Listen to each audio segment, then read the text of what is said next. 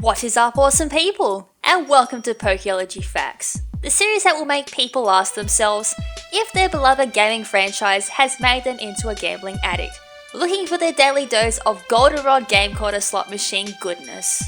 In this video, I want to address a pressing matter that presented itself in Pokemon Heart Gold and Soul Silver onwards, and that is the lack of Game Corner slot machines. And for those unlucky souls from the UK, that also included the removal of the slot machine gameplay from Pokemon Platinum. Ouch, that one had to have hurt. That had to suck some major Pokeballs. So what exactly happened, you may be asking? Well, the story goes like this. In the Korean and Western releases of Heart Gold and Soul Silver, as a result of changes in the classification standards at PEGI, those goddamn evil bastards, which previously impacted the European releases of Pokemon Platinum, Game Freak decided to alter the layout of the Goldenrod Game Corner to better fit the replacement Mini Voltorb Flip, which pre-release reviews of the game described as Minesweeper meets Picross. The game features a 5x5 grid of tiles, underneath of which are hidden multiplier numbers, which affect the amount of coins a player could win, and self-destructive Voltorbs. Flipping a multiplier card will give the player that many coins on the first card, or multiply the total by the number flipped or all subsequent flips. Higher levels have more multiplier cards, therefore producing larger payouts. Flipping a Voltorb will cause the player to lose all coins earning during the current string of multipliers. Flipping a Voltorb also ends the game and drops the player down to level equal to the number of multiplier card flips during flipping the Voltorb. At any time, the player can quit instead of flipping more cards to end the game and permanently keep earning coins. Doing so counts as a loss in terms of the next round. The player wins and advances one level by finding all the ×2 and ×3 multiplier cards. Winning or quitting, as before, will earn the player coins, which can be traded for prizes. The only way to advance to higher levels is to win the round. Level 8 is achieved by winning 5 games in a row of any level. Exiting the game will reset the player to level 1. There is also a memo mode, where the player can set symbols with the Voltorb and the numbers 1 to 3 on every field, which has not yet been flipped up in the current game. This can be used to indicate whether, for example, the player thinks a given tile can contain a ×2 or ×3 multiplier, or only a Voltorb or a ×1 multiplier. Once the player earns the maximum of 50,000 coins, he or she will be exited from the game and will be unable to play further until spending some coins. In each level, a certain amount of coins can be obtained. The higher the level, the more coins that can be obtained. Assuming a player does not quit, the interval is as follows. Level 1 is 20 to 50 coins, Level 2 50 to 100 coins, Level 3 to 100 to 200 coins, Level 4 200 to 500 coins, Level 5 500 to 1000 coins, and Level 6 to 8 1000 plus coins. Did you know?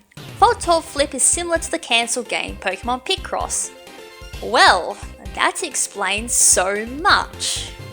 Slot machines in the remakes of the second generation games play differently than in their originals. Pressing A stops the reels from left to right, however the control pad controls both coin insertion and reel starting. Additionally, slot machine payouts can actually vary per machine and are typically more in line with the Sinnoh games as opposed to the original Generation 2 games.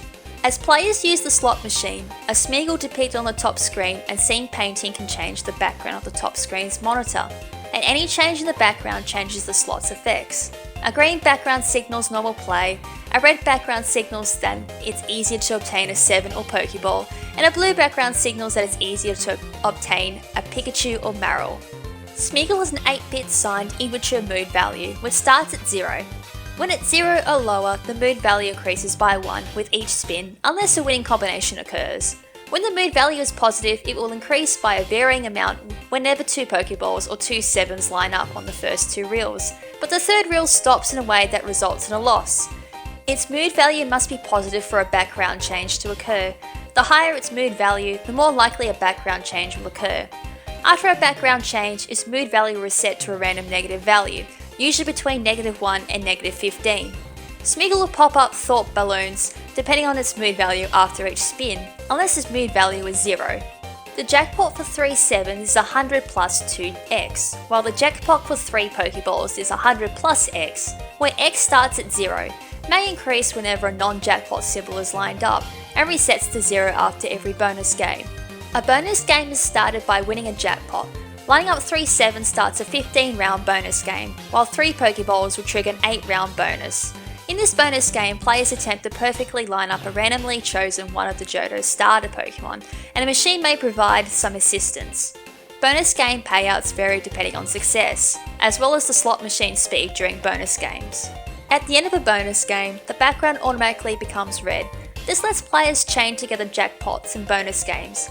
However, the bonus game difficulty increases up to a maximum with each chain jackpot. To finish off this video, let's throw in a bonus bit of trivia. Although the Goldenrod and Celadon game corners were changed in the non-Japanese releases of Pokemon Heart Gold and Soul Silver, all versions including Japanese, Korean and Western have every map of the game corners. In the Japanese versions, the maps related to Voltorb Flip and Mr. Game are unused and have no events or warps programmed, while the Korean and Western versions have the original maps with their warps intact, plus the event to interact with the clerk is still present, and the interface to use to buy coins is functional and was translated. TM78 Captivate also remains the unused Goldenrod game corner in the Korean and Western versions, and the slot machines and leftover maps trigger Voltorb Flip in these versions. Seriously? What can I say? And with that extremely disappointing note, that is it for this episode. Hope you guys enjoyed it and learnt something new. Since I'm so disappointed and heartbroken on the inside, there's not really much I want to say. So I'm going to do my usual sign-offs and go back to playing the Japanese version of Pokemon Heart Gold to enjoy getting my 777s on the slot machines, because let's face it, it's addicting.